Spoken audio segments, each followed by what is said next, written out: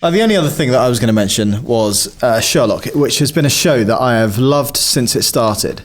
I watched the latest episode this week with my wife, and I was so close to just switching off. Yep. I've switched off a couple of Sherlock episodes. Right. But that's a shame because first two series were amazing. And then... I think those weaker episodes now look much better in retrospect. Season 3, I actually thought as a whole was okay. I thought as individual episodes, it didn't work at all. But when it all pulled together, I was like, okay, I kind of see what you're doing here. But this one-off, I thought was a absolute mess. I thought it was all over the place. It was the case of confusing. The case of the missing case. Yeah. Like, it's so strange. It's become, I think it started off as a really clear premise. Yeah. Let's do a modern day adaptation of Sherlock Holmes. Yeah. He'll have a case each episode, 90 minutes. Yeah. And that's it. And brilliant. We'll weave in like modern London in ways that we can. Yeah. Update all Victorian stories in ways that we can. Like Monster of the Week episodes that are almost like self-contained cases, but then there is like a little arc as well. But I'm more than happy for them like to set up Moriarty in little episodes and obviously build on their relationship, make them closer. Yeah. But I feel like they try to now like feed it into this much bigger mythology. And this episode almost like blows their own rules, which was like be a modern adaptation. They just go back through time. They do all the bits they kind of want to do. Yeah. The actual case, I think this is the most annoying. Like you spend 40, 50 minutes, have this case outlined for you, and then they just don't care. Yeah. So I've wasted 50 minutes of my time watching a case that is flimsy as hell. Yeah. Well, it finished, and both me and my wife looked at each other and went, what was that about? I think it just got so obsessed by its own like lore and stuff, like trying to.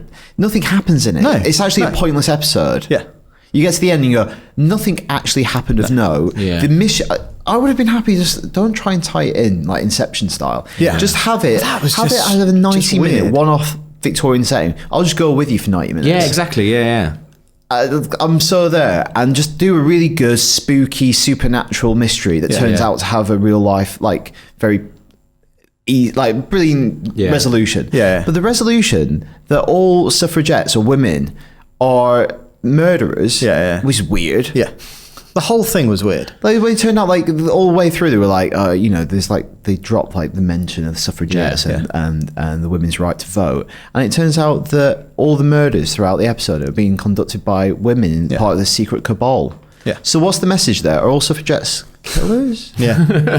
Like, but it's got to a point now where when the next full season happens, I'm like, I don't know if I can be bothered anymore. I felt like that after the criminal. I felt like that after the wedding episode, because the wedding episode is terrible anyway, but it's also terrible in a way because you get these snapshots of these cases that they've done. Every single one of those little snapshots. I know it's easy to make 30 seconds and a Title of the case seem really interesting. Yeah. All of those were better than everything. Yeah. Well, this is there's a late on Sherlock Holmes story called The Musgrave Ritual, and in that there's this kind of throwaway line about one of those cases in the style of that episode, where Holmes and Watson talk about the case of Ricoletti and the Abominable Bride and his bride or something, and they've seized upon that and go, let's elaborate that into let's flesh it out and like explore that case, let's give it something, which obviously Conan Doyle never did.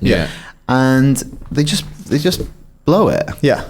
And I think they just don't feel the talent that is involved with that program, and you just think that's insane that it could have gone that far off the boil in such a short space of time. And like the actual resolution, the problem solving, what was happening in the crime that no one could understand.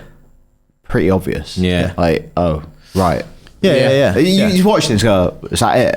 Well, that's it. Like I remember in the early seasons when you had some of the reveals, and it was just like, oh, that's really smart, that's clever, and then there was some kind of the like gas final on the hand of the confrontation. Baskervilles. Was it like funny gas? Yeah, hallucinogenic gas. Oh man, that's hallucinogenic gas is never a good explanation. I've said it before. It's very Scooby-Doo. I've said it before and I said it again. It's just a shit Jonathan Creek.